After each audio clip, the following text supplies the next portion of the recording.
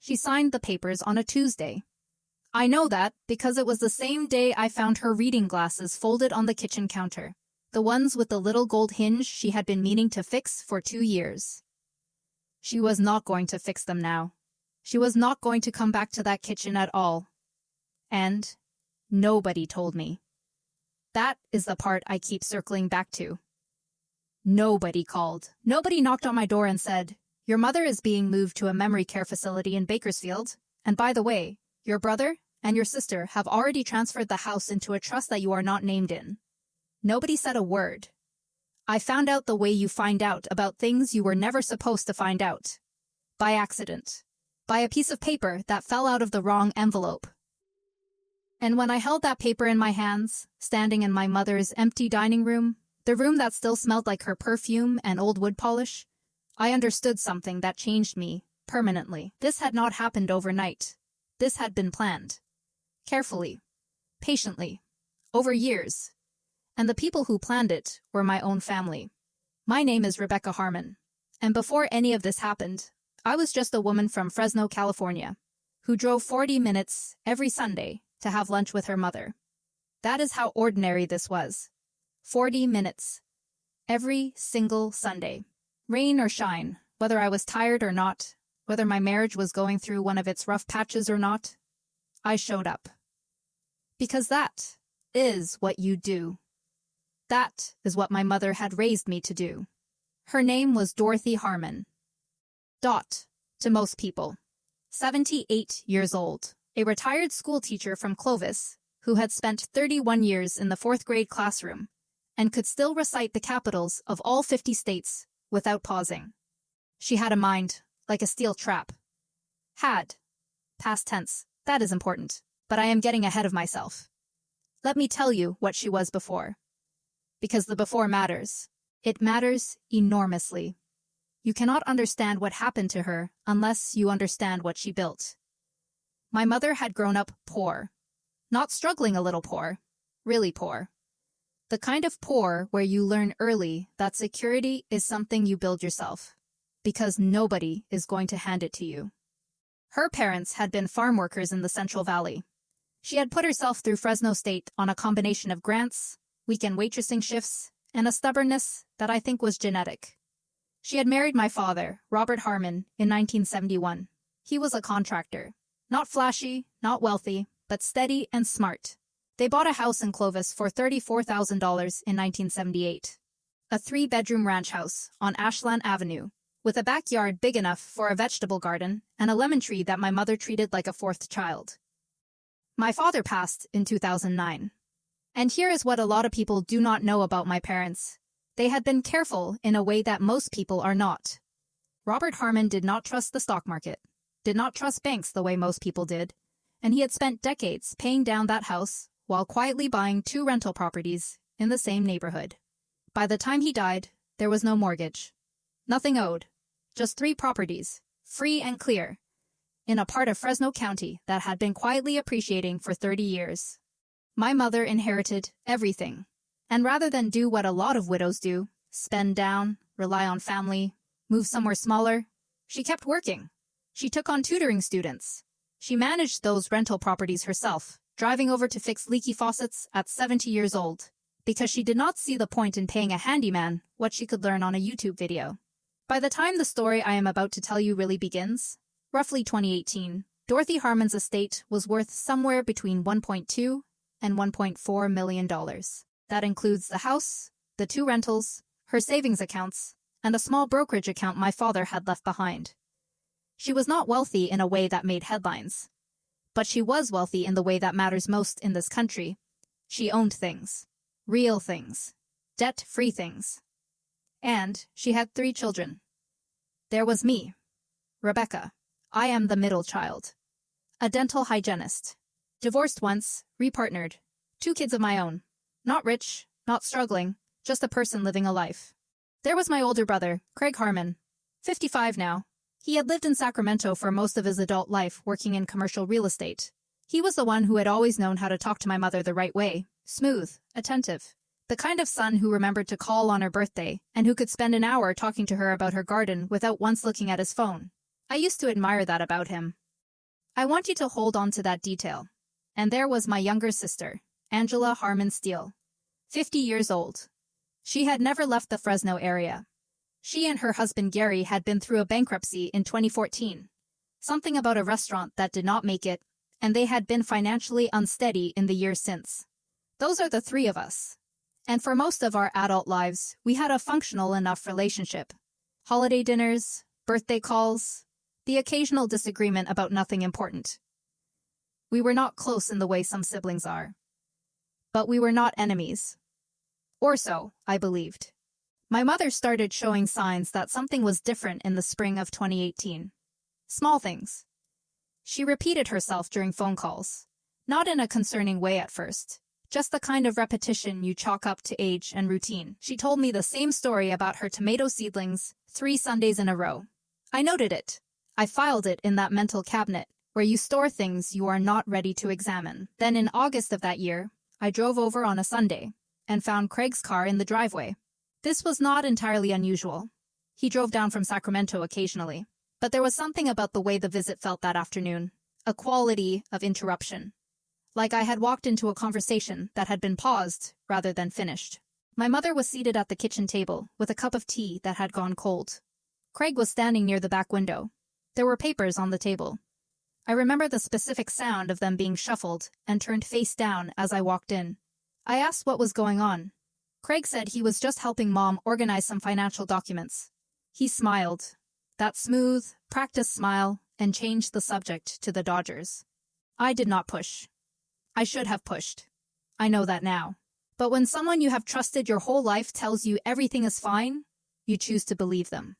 Because the alternative is something you are not ready to face in your mother's kitchen on a Sunday afternoon. That was my first enabling flaw. I chose comfort over clarity. Over the following months, a pattern developed. Craig was visiting more frequently. He had started accompanying my mother to her bank, just to help, he said, since the parking downtown was difficult for her now. Angela had started dropping by midweek. My mother mentioned, almost in passing, that Craig had recommended a financial advisor, a man named Stephen Pratt, someone Craig knew through his Sacramento real estate contacts. None of these things individually sounded an alarm. A son who helped his aging mother with errands. A daughter who visited. A financial advisor recommended by someone trustworthy. Take each piece separately, and it looks like a family taking care of their own. That is the architecture of it. I would later understand. The architecture of what Craig and Angela built together was designed to look, from any single angle, like love.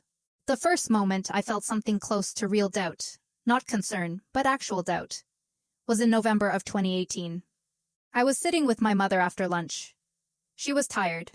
She had started getting tired more easily, and the tiredness made her softer, more candid in a way she had never quite been before. She looked at me across the kitchen table, and she said, very quietly, Rebecca, I signed something last week. Craig said it was important. I cannot remember exactly what it was. I asked her what she meant. She shook her head slowly. She said Craig had told her it was an estate planning document, and that it would protect the house. She said he had brought a notary. She said everything had happened very quickly, and she had been tired that day. I sat, very still. The refrigerator hummed. The afternoon light came through the kitchen window, at a low angle, and hit the linoleum floor, in a way that made it look worn and pale. I asked her if she had a copy of what she signed. She thought there might be something in the filing cabinet in the bedroom. We found a folder. Inside it was a single sheet, a summary page from what appeared to be a trust document. The language was dense, the kind of legal text that is designed to be comprehensive rather than readable. But two things stood out to me immediately. The trust was called the Dorothy May Harmon Family Trust, and the listed trustees, the people who would have authority over all assets, were Craig Harmon and Angela Harmon Steele. My name was not anywhere on that page. I am the middle child. Rebecca Harmon, the one who drove 40 minutes every Sunday. My name was not on that page. If you have ever been the one who showed up every single week and still got left out, I think you know exactly how this felt. Be honest in the comments. What would you have done in that moment? Would you have confronted him right then? Because I did not. And I have thought about that decision every single day since. I called Craig that night. I kept my voice even. I told him I had seen the trust summary at Mom's house, and I wanted to understand why I was not included as a trustee. There was a pause. Brief. Calculated. And then he was smooth again. He said it was not a big deal, that trustees were just the people responsible for the administrative work, the paperwork, the bank visits.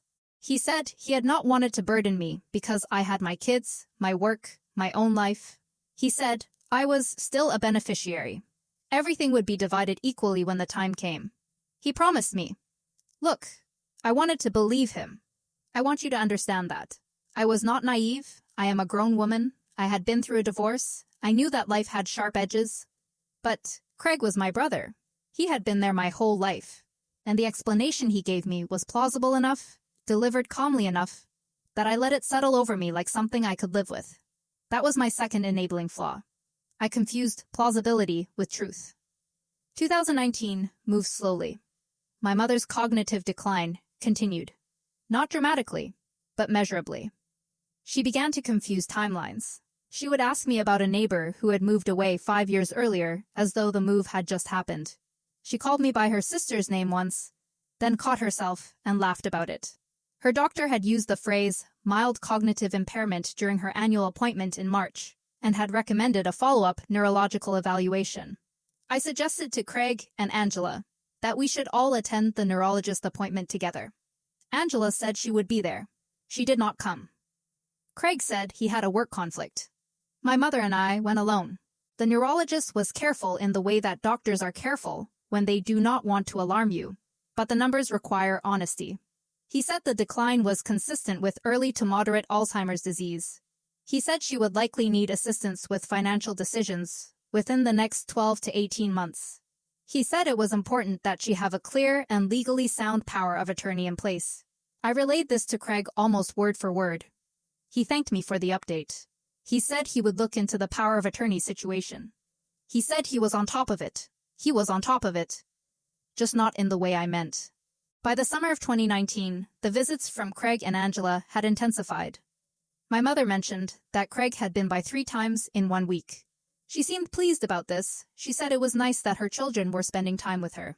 I drove over one afternoon, unannounced, and found Angela there, with a man I did not recognize. Angela introduced him as her accountant. The man was going through a stack of papers at my mother's dining room table. I asked what they were working on.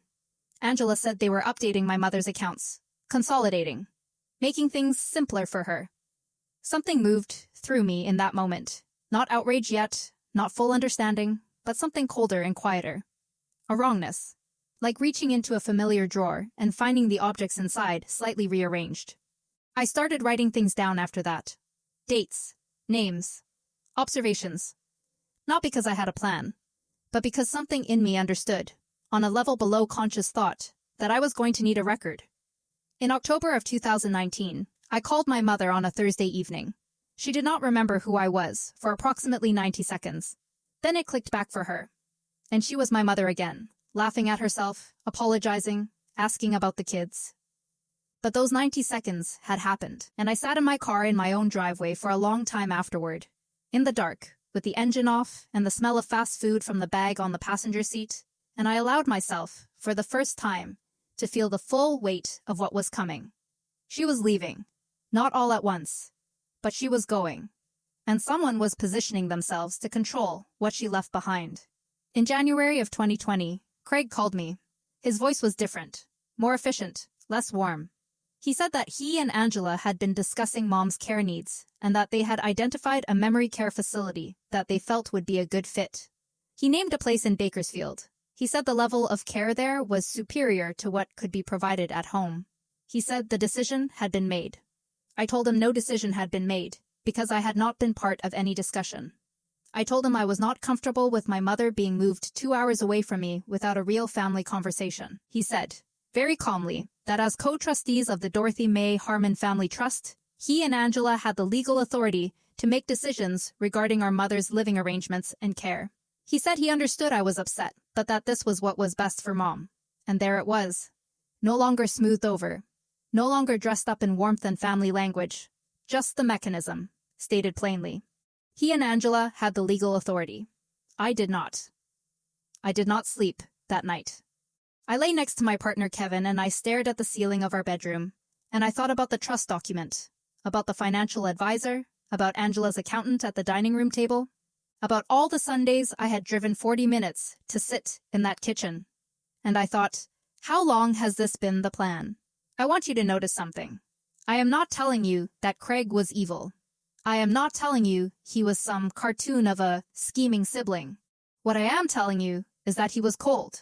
He had done a rational calculation, a cold business-style calculation, about the most efficient way to consolidate control of an estate worth well over $1 million before their mother was no longer capable of understanding what she had signed. And Angela, whether out of genuine loyalty to Craig or out of desperation from her own financial situation, had gone along with every step. That is scarier to me than evil. Evil is at least recognizable.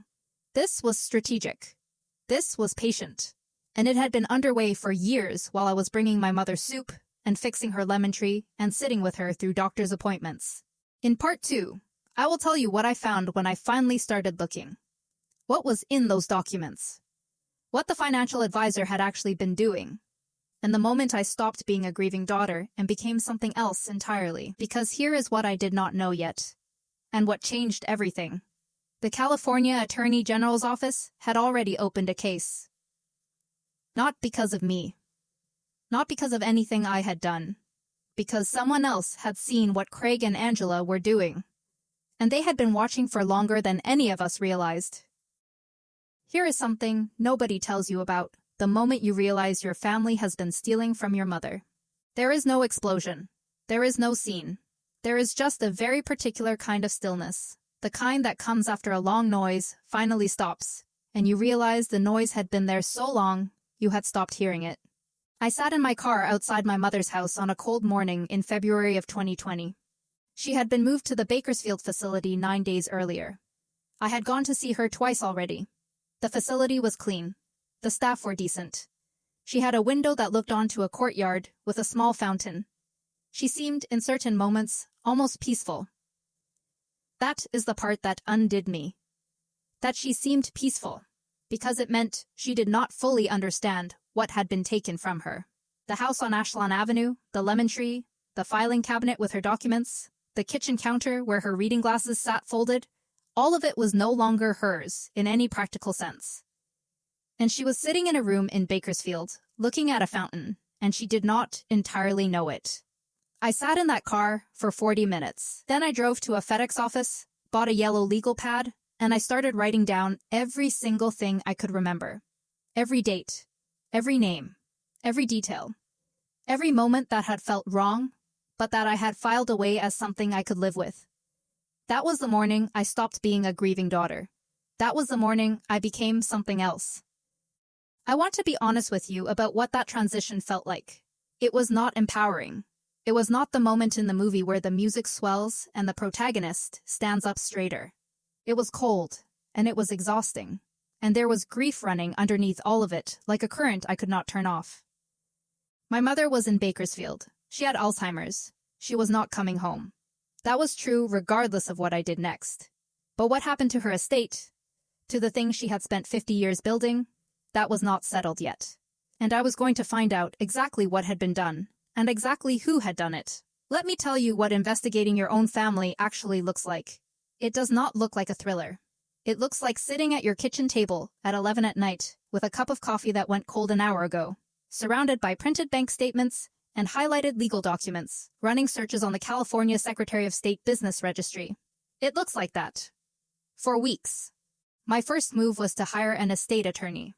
Not a general practice attorney, a specialist. Her name was Patricia Mendez, and she had an office in Fresno on Van Ness Avenue that smelled like old carpet and strong tea. She was 60 years old, small, with the kind of quiet precision that only comes from decades of watching families tear each other apart over money. She listened to everything I told her, without interrupting. Then she set down her pen and said, "Very evenly, Rebecca. If what you are describing is accurate, your brother and sister did not just exclude you from a trust. They may have committed financial elder abuse under California Welfare and Institutions Code Section 156100. And depending on when those documents were signed relative to your mother's cognitive decline, we may also be looking at undue influence and potentially fraudulent transfer. I remember writing those phrases down on my legal pad. Financial elder abuse, undue influence, fraudulent transfer. I wrote them in capital letters and underlined them twice. Because I needed them to be real. I needed them to be more than just feelings I could not prove. Patricia filed a request with the court for an accounting of the Dorothy May Harmon Family Trust. This was our legal right as a beneficiary, a right Craig had apparently counted on me not knowing I had. The accounting requests forced the trustees to produce a complete record of every transaction made under the trust since its formation. The documents arrived 6 weeks later. They were dense, 61 pages of financial records, asset transfers, and trustee actions. Patricia and I went through them page by page over 2 evenings at her office. Here is what we found. The Dorothy May Harmon Family Trust had been established in March of 2018, 3 months before that Sunday when I walked in and found Craig turning papers face down on the kitchen table. The trust had been prepared by a notary and document preparation service, not a licensed attorney, which meant no one with a professional obligation to my mother's interests had been in that room when she signed. The financial advisor, Stephen Pratt, had been introduced to my mother in April of 2018. Within 4 months, he had moved approximately $240,000 from my mother's individual brokerage account, an account my father had built over decades, into a new account, held in the name of the trust. The investment fees on that new account were substantially higher than anything my mother had previously paid. Over 18 months, those fees had totaled just under $19,000. $19,000, skimmed quietly from an old woman's retirement savings and management fees that she neither understood nor would have agreed to if anyone had explained them to her clearly. But that was not the part that made Patricia go quiet. The part that made Patricia go quiet was on page 44. In November of 2019, 2 months before Craig called me to announce the Bakersfield facility, 2 months before my mother's neurologist had formally documented moderate Alzheimer's disease, the Ashland Avenue house had been transferred out of the Dorothy May Harmon Family Trust entirely. It had been moved into a separate LLC. An LLC registered in Nevada, not California. The managing member of that LLC was listed as a company called Harmon Property Holdings, LLC. The registered agent for Harmon Property Holdings, LLC, was a man named Gary Steele, Angela's husband, the man who had gone bankrupt in 2014.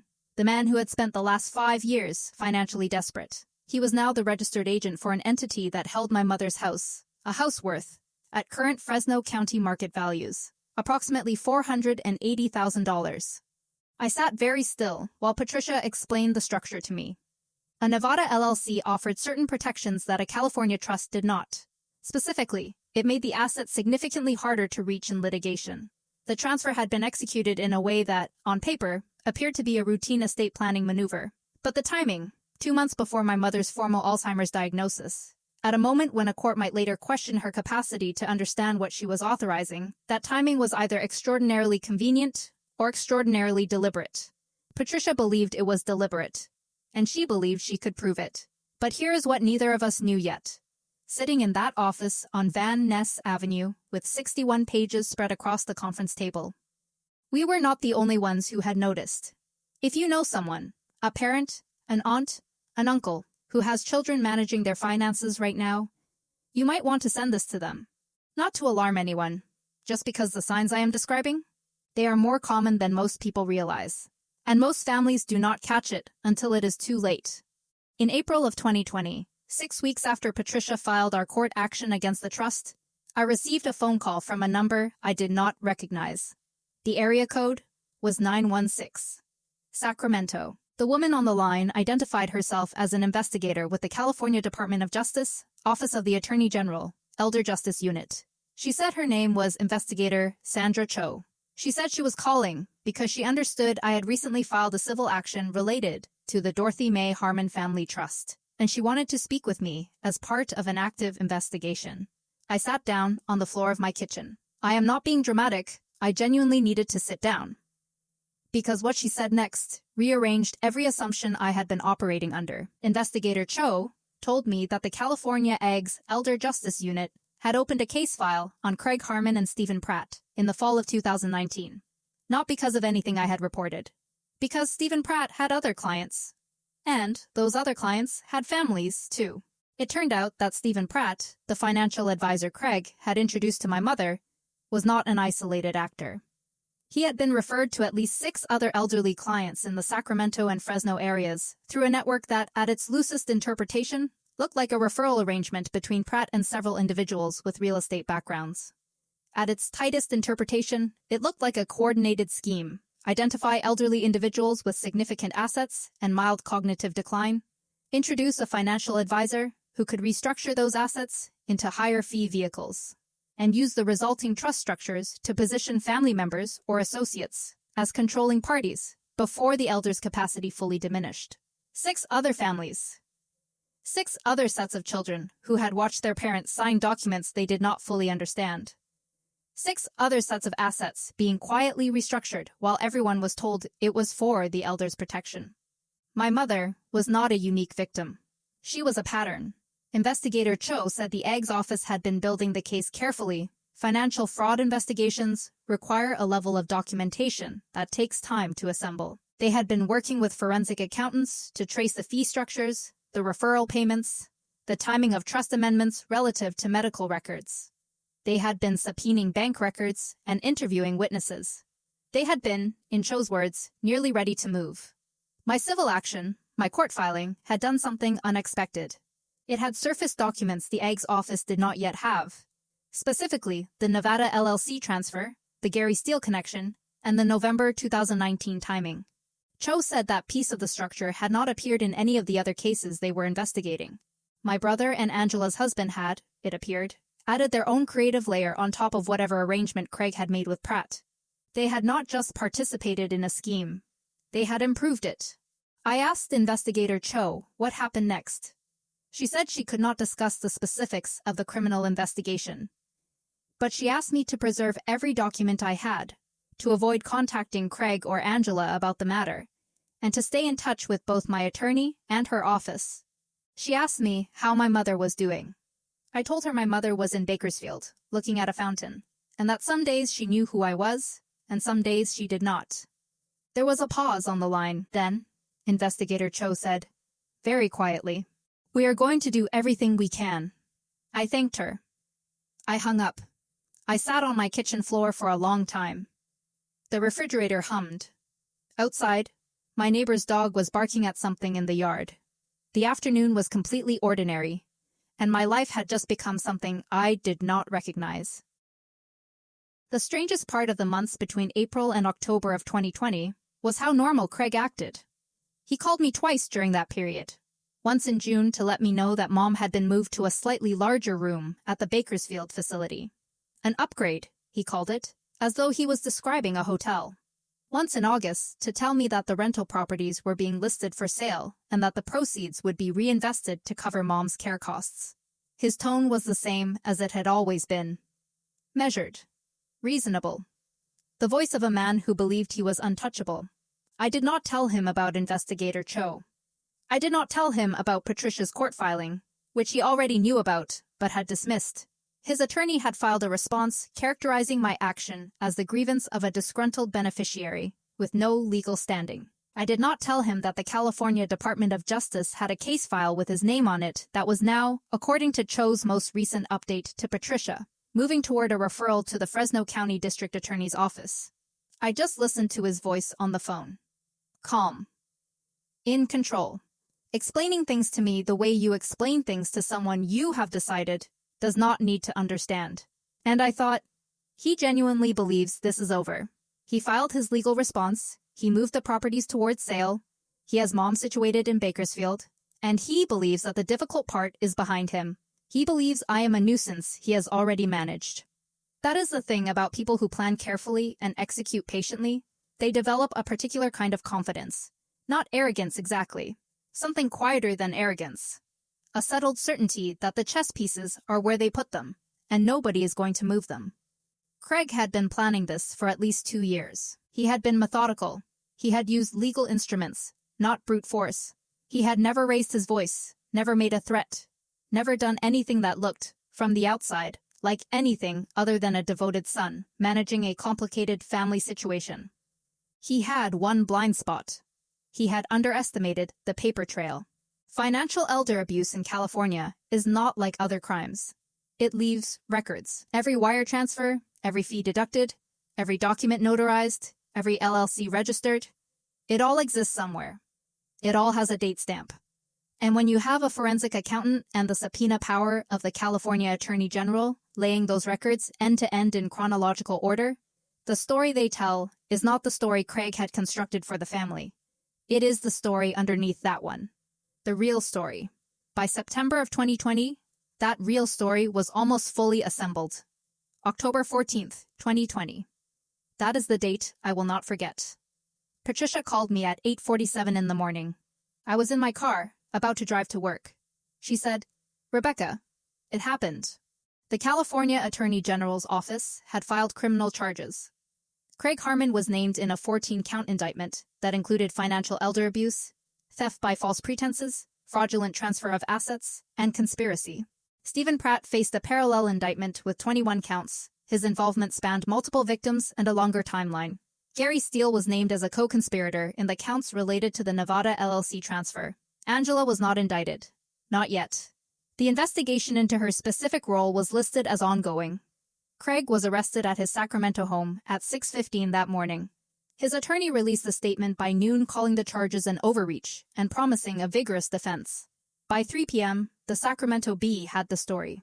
By 6 p.m., it was on the local Fresno News. I watched the broadcast on my laptop at the kitchen table. The reporter used the phrase, "sophisticated elder financial abuse scheme."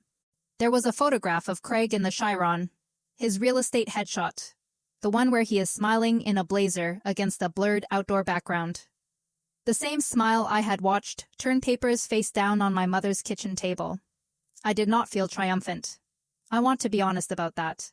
I had expected to feel something large, relief, or satisfaction, or the particular release that comes when something you have been carrying finally has a name and a consequence. What I actually felt was very quiet and very tired, like the last note of a piece of music you have been listening to for so long that the silence afterward is almost indistinguishable from the sound. I called Kevin into the room. He sat beside me and put his hand over mine, and we did not say anything for a while. Then I drove to Bakersfield. I sat with my mother for 2 hours that afternoon. She was having a clear day, the kind where she was mostly present, mostly herself. We sat in the courtyard by the fountain. The October air was warm the way Central Valley October always is, dry and faintly dusty, the kind of warmth that already knows it is ending. She asked me about the lemon tree, whether anyone was watering it. I told her the tree was fine. I told her everything was fine. That was the only lie I told her. And I would tell it again.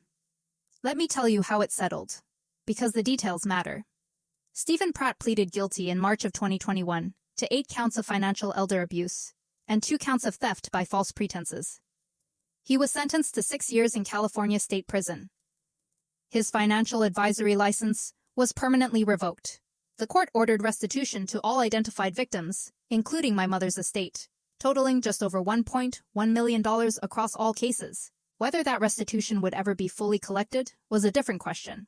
But it was ordered. Gary Steele entered a plea agreement in exchange for his cooperation against Craig. He received 3 years of formal probation and was ordered to dissolve Harmon Property Holdings, LLC, and return the Ashland Avenue property to my mother's estate. He and Angela separated in the summer of 2021. I do not know where either of them is now. Craig went to trial in January of 2022. His defense argued that he had acted in good faith as trustee, that the Nevada LLC transfer was a legitimate estate planning decision recommended by his financial advisor, and that the timing relative to my mother's diagnosis was coincidental. The jury did not believe him. They deliberated for 4 days. They returned guilty verdicts on 9 of the 14 counts, including the most serious, felony financial elder abuse of a dependent adult. He was sentenced to 5 years and 4 months in California State Prison. He would be eligible for parole after serving approximately half that time. His real estate license was suspended pending a review that, given the conviction, would almost certainly result in permanent revocation. Angela was not charged. The Dawes office determined that while she had participated in the trust structure as co-trustee, the evidence of her independent criminal intent, as distinct from acting under Craig's direction, was insufficient for a prosecution that would survive reasonable doubt. Patricia told me this was not uncommon in family financial abuse cases. The architect goes to prison. The participant who followed instructions often does not. I have thought about that a great deal. I have thought about whether I am angry at Angela. The honest answer is that I do not know. What I know is that she had financial desperation and a brother with a plan. And she made a choice. She made it over and over for 2 years. That is not nothing. But it is also not the same as being the one who designed the architecture. The Ashland Avenue house was returned to my mother's estate in the spring of 2021.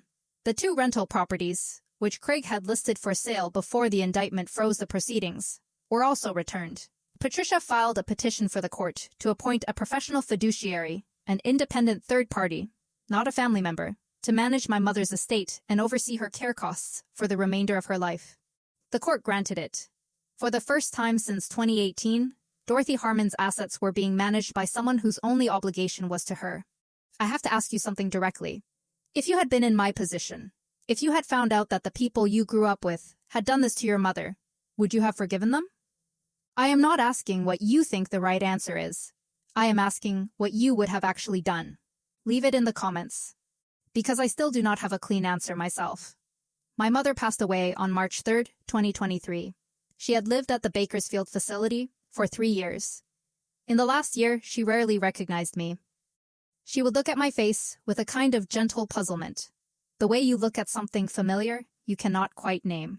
Occasionally something would surface, she would say my name, or reach for my hand in a way that felt deliberate. And I would hold on to those moments, the way you hold on to things you know are running out. She was comfortable. She was cared for. Her estate covered every cost without strain. The professional fiduciary sent me monthly reports. She had flowers in her room. She had staff members who knew her name and sat with her in the evenings. She did not come home. She never came back to Ashland Avenue, to the kitchen counter, to the lemon tree. That is the loss that does not resolve. The house is still there, the estate has kept it, and Patricia is working with me on a plan for what comes next. But it is not the same house without her in it. Houses are just structures. It is the person who made it mean something. Craig is currently serving his sentence at a facility in Stockton. I have not spoken to him. I do not plan to. I want to tell you something about what winning looks like in a situation like this. Because I think most people, when they imagine a story with this kind of ending, the bad guy convicted, the assets returned, justice served, they imagine the person at the center feeling whole again, restored, like the accounting balanced and the ledger closed. It does not feel like that. It feels like you have been in a long, cold fight, and the fight is over, and you won in the ways that are measurable and countable, and you are still standing, and your mother is gone, and your family is in pieces, and the Sunday drives to Ashland Avenue are a memory now, rather than a practice, and you are left with something that is not grief exactly, and not relief exactly, but some combination of the two that does not have a clean name. I drove to Ashland Avenue the week after my mother's funeral. I parked in the driveway, and I sat there for a long time. The lemon tree needed pruning. The back gate had a hinge that was starting to rust. Small things, accumulating the way they always do when nobody is watching. I got out of the car. I walked to the backyard. I stood in the afternoon sun next to the lemon tree, and I put my hand against the bark. The bark was warm from the sun and rough under my palm. And I stayed there for a while, just holding on to that tree the way you hold on to anything that outlasted the person who loved it. Then, I got back in my car, and I drove home. Here is the thing I come back to. My mother trusted her children. That was not a flaw in her. That was the result of a life she had lived with integrity. A life where she had shown up for the people she loved, consistently, over decades. And she had every reason to expect that showing up would be reciprocated. Trust like that is not naivety. It is the earned confidence of someone who has been a good person long enough to believe the world reflects that back. She was wrong. Not about the world. About 2 specific people in it. And I have spent a long time asking myself, what do you do with that? What do you do with the knowledge that the system that was supposed to protect her, family, love, the assumption of shared loyalty, was the exact mechanism used against her? That the people who had the most access to her were the people with the most to gain from her decline? I do not have a satisfying answer. What I have is this. I showed up. I kept showing up even when it was inconvenient. Even when I was tired. Even when the 40-minute drive felt like too much. I showed up when Craig and Angela had already decided the estate was theirs. I showed up when a court filing was the only language anyone would listen to. I showed up in Bakersfield every week, right up until the end, and I sat next to her in that courtyard by the fountain, and I held her hand even on the days she did not know whose hand she was holding. That is all I have. It is not justice, exactly. It is not restoration. But it is mine, and nobody can transfer it into a Nevada LLC. The California Department of Justice estimates that elder financial abuse costs Americans somewhere between $2.9 and $36 billion every year, and that the vast majority of cases are perpetrated not by strangers but by family members, people with access, people who are trusted, people who know exactly how the paperwork works, and exactly when to start the process before anyone can stop them. If you have an elderly parent, if you have an aunt, a grandparent, anyone, and there are family members managing their finances, managing their documents, making decisions about their living arrangements, please ask questions. Get a copy of the documents. Know what has been signed and when. You do not have to be suspicious to be informed. You just have to be paying attention. Because the people who do this are counting on nobody paying attention. And they are usually right. Until they are not.